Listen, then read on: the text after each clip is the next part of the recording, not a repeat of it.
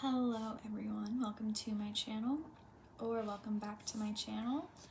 Today we are going to be getting into chapter 6 of Harry Potter and the Sorcerer's Stone.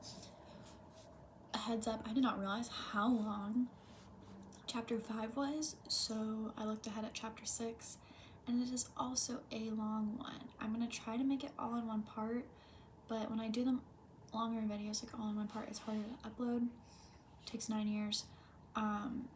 But I will try to make it all in one video.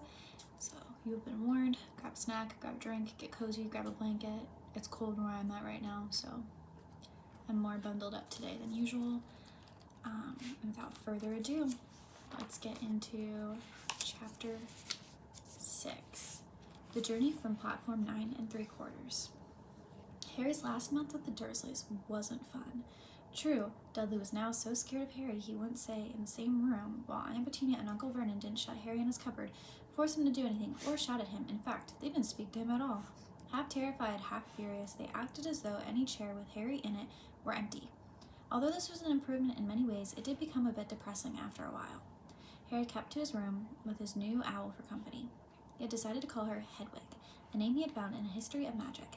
His school books were very interesting. He lay in his bed reading late into the night, Hedwig swooping in and out of the open window as she pleased. It was lucky that Aunt Petunia didn't come in to vacuum anymore, because Hedwig kept bringing back dead mice. Every night before he went to sleep, Harry ticked off another day on a piece of paper he had pinned to the wall, counting down to September 1st.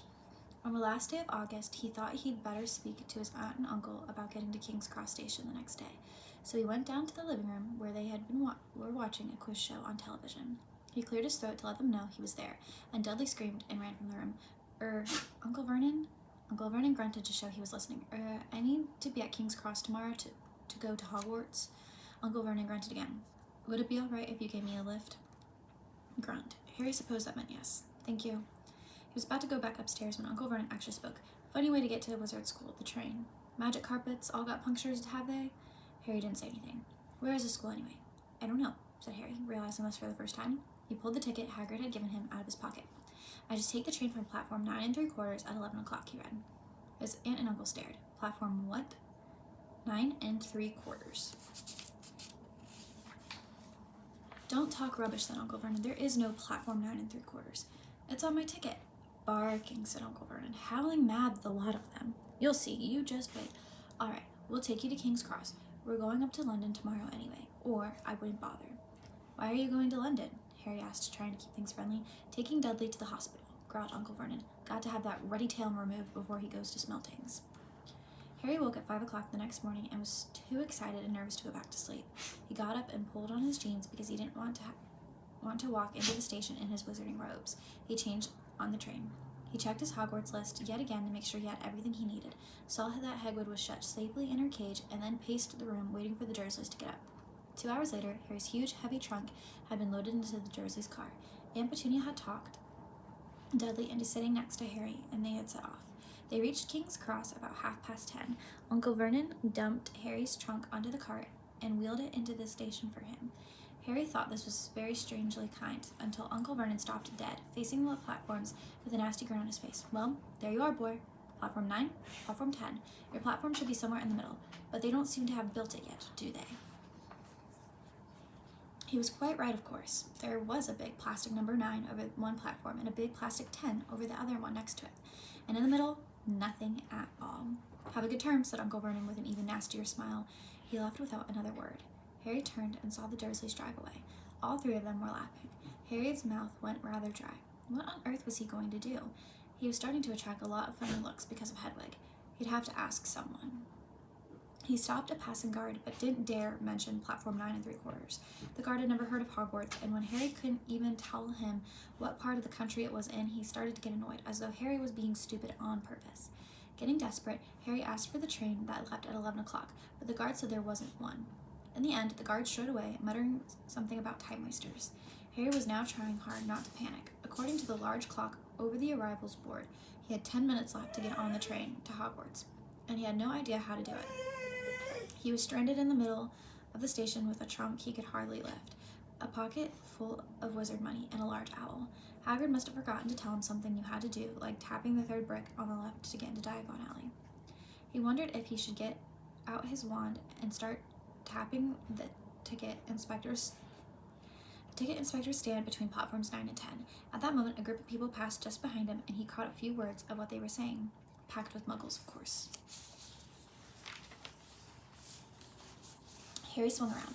The speaker was a plump woman who was talking to 4 boys, all with flaming red hair.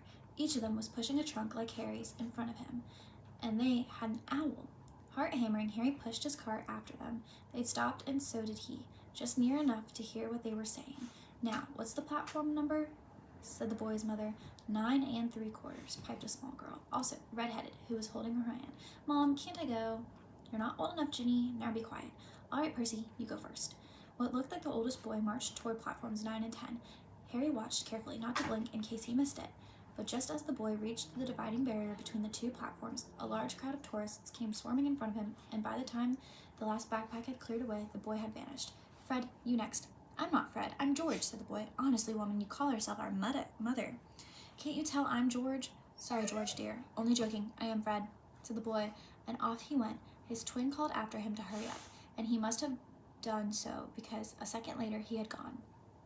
But how had he done it? Now the third brother was walking briskly toward the barrier. He was almost there, and then quite suddenly he wasn't anywhere. There was nothing else for it. "Excuse me," said Harry to the plump woman. "Hello, dear," she said. "First time at Hogwarts? Ron's new too." She pointed at the last and youngest of her sons. He was tall and thin and gangling, with freckles, big hands and feet, and a long nose. "Yes," said Harry. The thing is, I don't know how to get onto the platform," she said kindly, and Harry nodded. "Not to worry," she said. "All you have to do is walk straight at the barrier, between platforms 9 and 10. Don't stop, and don't be scared. You'll crash into it. That's very important. Best do it at a bit of a run if you're nervous. Go on. Go now, before Ron." Okay," said Harry. He pushed his trolley around and stared at the barrier. It looked very solid. He started to walk toward it. People jostled him on their way to platforms 9 and 10. Harry walked more quickly. He was going to smash right into the barrier, and then he'd be in trouble. Leaning forward on his cart, he broke into a heavy run. The barrier was coming nearer and nearer. He wouldn't be able to stop. The cart was out of control. He was a foot away. He closed his eyes, ready for the crash. It didn't come. He kept on running. He opened his eyes. A scarlet steam engine was waiting next to a platform packed with people. A sign overhead said Hogwarts Express, 11 o'clock. Harry looked behind him and saw a wrought iron archway where the barrier had been, with the words Platform 9 3/4 on it. He had done it. Smoke from the engine drifted over the heads of the chattering crowd, while cats of every color wound here and there between their legs. Owls hooted to one another in a disgruntled sort of way over the babble of the scraping of heavy trunks. The first few carriages were already packed with students, some hanging out of the windows to talk to their families, some fighting over seats. Harry pushed his cart off down the platform in search of an empty seat. He passed a round-faced boy who was saying, "Gran, I've lost my toad again." "Oh, Neville," he heard the old woman sigh. A boy with dreadlocks was surrounded by a small crowd. "Give us a look, Lee, go on." The boy lifted a lid of a box in his arms, and the people around him shrieked and yelled as something inside poked out a long, hairy leg. Harry pressed on through the crowd until he found an empty compartment near the end of the train.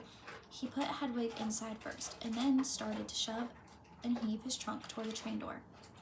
He tried to lift it up the steps, but could hardly raise one end, and twice he dropped it painfully on his foot. "Want a hand?" It was one of the red-headed twins he followed through the barrier. "Yes, please," Harry panted. "Oi, Fred, come here and help." With the twins' help, Harry's trunk was at last tucked away in the corner of the compartment. "Thanks," said Harry, pushing his sweaty hair out of his eyes. "What's that?" said one of the twins suddenly, pointing at Harry's lightning scar. "Blimey," said the other twin. "Are you—" "He is," said the first twin. "Aren't you?" He had added to Harry. "What?" said Harry. "Harry Potter," chorused the twins. "Oh, him," said Harry. "Yes, I am." The 2 boys gawked at him, and Harry felt himself turning red. Then, to his relief, a voice came floating in through the train's open door. "Fred? George? Are you there?" "Coming, Mom." With a last look at Harry, the twins hopped off the train. Harry sat down next to the window where, half hidden, he could watch the red-haired family on the platform and hear what they were saying. Their mother had just taken out her handkerchief. "Ron, you've got something on your nose." The youngest boy tried to jerk out of the way, but she grabbed him and began rubbing the end of his nose. "Mom, get off!" He wriggled free. "Ah, has Ickle Ronnie got something on his nose?" said one of the twins. "Shut up," said Ron. "Where's Percy?" said their mother. "He's coming now." The oldest boy came striding into sight. He had already changed into his billowing black Hogwarts robes, and Harry noticed a shiny red and gold badge on his chest with the letter P on it. "Can't stay long, Mother," he said. "I'm up front with the prefects. Have got 2 compartments to themselves." "Oh, are you a prefect, Percy?" said one of the twins with an air of great surprise. "You should have said something. We had no idea." "Hang on, I think I remember him saying something about it," said the other twin. "Once. Or twice. A minute. All summer." "Oh, shut up," said Percy the prefect. "How come Percy gets new robes anyway?" said one of the twins. "Because he's a prefect," said their mother fondly. "All right, dear. Well, have a good term. Send me an owl when you get there." She kissed Percy on the cheek, and he left. Then she turned to the twins. "Now, you two, this year, you behave yourselves. If I get one more owl telling me you've blown up a toilet or blown up a toilet. We've never blown up a toilet. Great idea, though. Thanks, Mom. It's not funny. And look after Ron. Don't worry. Ickle Ronnie Kent is safe with us." "Shut up," said Ron again. He was almost as tall as the twins already, and his nose was still pink where his mother had rubbed it. "Hey, Mom, guess what? Guess who we just met on the train?" Harry leaned back quickly so they couldn't see him looking. "You know, that black-haired boy who's near us in the station? Know who he is?" "Who?" "Harry Potter." Harry heard the little girl's voice. "Oh, Mom, can I go on the train and see him, Mom? Oh, please." "You've already seen him, Ginny, and the poor boy isn't something you goggle at in the zoo." "Is he really, Fred? How do you know?" "Asked him. Saw his scar. It's really there, like lightning. Poor dear, no wonder he was alone. I wondered. He was ever so polite when he asked how to get onto the platform." "Never mind that. Do you think he remembers what you know who looks like?" Their mother suddenly became very stern. "I forbid you to ask him, Fred. No, don't you dare. As though he needs reminding of that on his very first day at school. All right, keep your hair on." A whistle sounded. "Hurry up," their mother said, and the 3 boys clambered onto the train. They leaned out the window for her to kiss them goodbye, and their younger sister began to cry. "Don't, Ginny. We'll send you loads of owls. We'll send you a Hogwarts toilet seat." "George, only joking, Mom." The train began to move. Harry saw the boys' mother waving, and their sister, half laughing, half crying, running to keep up with the train until it gathered too much speed. Then she fell back and waved.